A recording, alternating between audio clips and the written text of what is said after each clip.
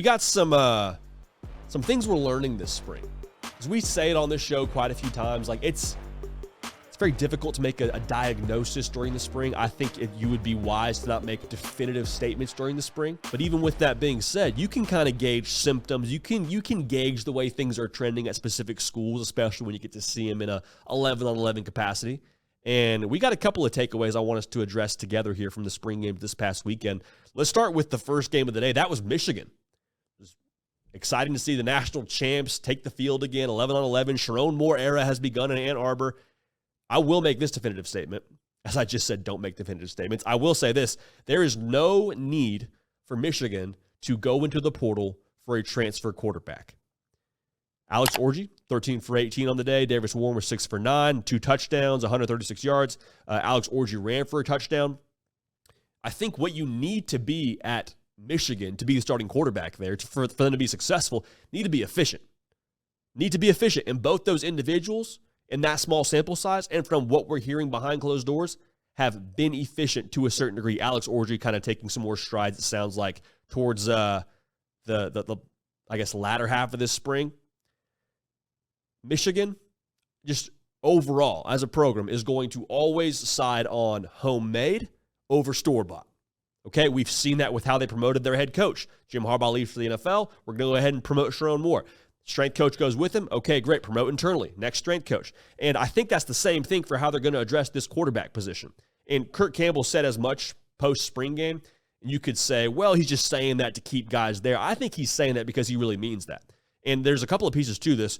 One, I don't know there's a better option in the transfer portal to go after right now. And even if there were, you bring him in to Michigan, you have fall camp in the summer to win over that locker room, over a couple of guys, specifically Alex Orji and Davis Warren, and there's more quarterbacks than that factoring into this, I'd have to believe, but those are the two at the top. You give them a short window to try and win the team away from those guys, I have a hard time believing it. Not that it couldn't happen, but I don't think it's the most effective way forward. Because with Michigan, as I mentioned before, championship-level culture. It'd be different if Michigan was kind of in disarray and they had won 6 games last year. They were fighting to make a bowl game. Like, this is a strong, rock-solid culture. There's a real identity over there at Michigan. And so what I'm trying to say here is they're not like looking or wanting for leaders to lead them in the right direction. They have those in-house. And you bring in somebody else from the outside to play quarterback for you, I don't know that that would be a winning move. So we have more thoughts on that on another video on this channel, so make sure you check that out. The bottom line here is you don't need to be Pat Mahomes to be successful at Michigan. You need to be able to make your layups, get us in the right play, and not turn the ball over. I think Alex Orji is your best option for my money right now. I said that already. His legs add another element to the run game. Saw that a little bit in the spring game, even though he was non-contact. So we talked a lot about Michigan there, but bottom line, no portal quarterback needed for the Wolverines. Florida State, they had their spring game, spring showcase more or less. Their calling card from last year was the defensive line, in my opinion. As good as Jordan Travis was, as good as those skill players were, they were a physical football team. I think that calling card is still the calling card for them in 2023. Marvin Jones, the transfer from Georgia, former 5-star, he was flying around in the spring game.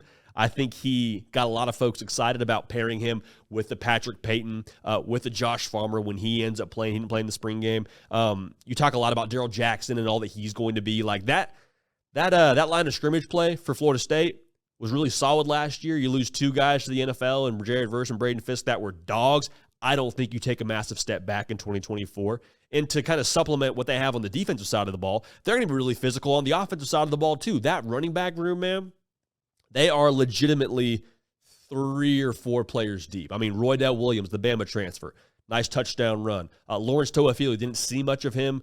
You know what he brings to the table when he totes the rock. Keziah Holmes, nice touchdown run as well. He runs behind his pads. Like they got some dudes now. And it's so important to have that physical edge that you can lean on throughout the course of a season. One, because it's going to be a long season for you, and that goes without saying. Everyone's having to deal with that. But to allow your quarterback, DJ Uiagalelei, to kind of ease into this thing a little bit. Doesn't have to walk out there in the first month of the season and go bananas. Like, you want to see him play well, and he'll have to play well for them to be successful, but he doesn't need to put the team on his back for Florida State to accomplish their goals. He'll have to win some games for them, but he won't be out there doing it on his own. More on DJU later in this live show. USC and their defense, man, they're a headline across the country right now. It is what it is. But even with that being said, as much as that USC defense is a work in progress, there is some progress. There is some progress, and it's just a spring game, and you're breaking in new quarterbacks, and it's not Caleb Williams, and they're still getting up to speed, new scheme, all that. Definitely true. It wasn't a perfect day, but from what I saw from that Danton Lynn defense at USC during the spring game, the most important thing for me was I saw guys just in better position to make plays. It sounds simple. We didn't see that a lot last year for USC. Like there were multiple games where I'm watching Colorado just dice them up on what felt like fairly standard kind of football plays. Like it wasn't like they were running this double reverse trick play. Like they were just running inside zone and they're gashing USC. Same thing with Arizona State. Situations where the personnel on the other side of the football shouldn't be able to gash USC the way that they did. I don't think it's going to happen in the same way as it did a season ago. Now, is USC, I think, still at a little bit of a disparity when it comes to the talent level they have on the defensive side of the football? Probably so. I think they're still acclimating to what they're going to be in the Big Ten. But being able to be in better position schematically changes the entire vantage point for what your personnel is.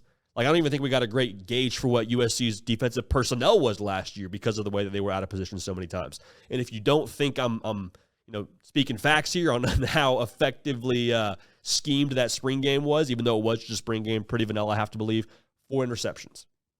All right, the more position you're in to make plays, the better chance you have to make them.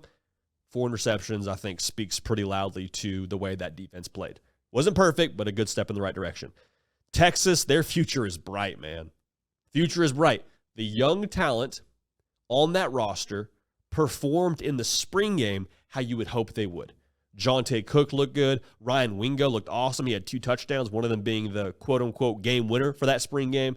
Arch Manning, we're going to talk more about later. He stole the whole show. The big thing for me here with Texas, Steve Sarkisian, as a recruiter, as a roster builder, is stocking the roster according to their goals. They want to win national championships at Texas. Pretty straightforward. They want to win the SEC. They're stocking the roster on the recruiting trail, on the 2s and 3s and so on and so forth, to be able to get that done going forward. Now, it's an ebb and flow. It's a constantly evolving kind of situation. You got pieces moving all the time. But even with that being said, with how often the transfer portal is going to impact your roster year in and year out, Texas is stocking the roster appropriately. Last team to get to here, Notre Dame. They were explosive in 2023, averaged 37 points a game, had a couple of showings where they were a little bit lackluster. I mean, the Clemson game comes to mind, Louisville game comes to mind, where they didn't really have that extra gear offensively. I saw that extra gear on display in the spring game. And Riley Leonard did not play for, injury purposes, but you see the dynamic playmakers they have in South Bend, man. To me, it just looks different.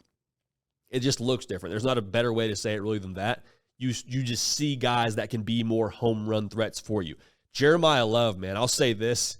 I love watching that dude play football. I think he's a name that nationally flies under the radar just a little bit right now. He's going to have a massive season. And this offense with Mike Denbrock, they're going to move him around. They're going to make him a focal point for the offense. He looked awesome in that spring game, catching the ball out of the backfield. And when he gets the ball in space, it's usually not a one-man job to take him down. Like, usually he will make someone miss, fall forward, get extra yards. I love what he does. Like I said, carrying the football, catching the football. He's a home run hitter. He's going to be massive for them in 2024. On top of that, you got Jaden Greathouse, who's coming into his zone. Micah Gilbert, the young buck, had 2 touchdown catches on the day, stretching the field. Chris Mitchell, receiver they got through the portal.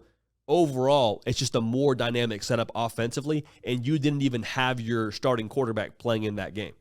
Now, it's worth noting, the quarterbacks that did play in this football game, Kenny Minchie, C.J. Carr, and Jelly, like, they got some dudes now on that roster that they have a high-floor group, I would say, in that quarterback room. But the bottom line here, you see the pieces for Notre Dame to be explosive and even more dynamic offensively in 2024 under new OC Mike Denbrock. So those are the learnings. Take of them what you would like. It's not all-encompassing. It's not definitive, but it is for us how we feel coming out of those spring games. Hey, y'all. Thanks so much for watching. Subscribe to the channel here to make sure you don't miss an episode of The Hard Count. Also, be sure to check out other videos on the On3 YouTube channel.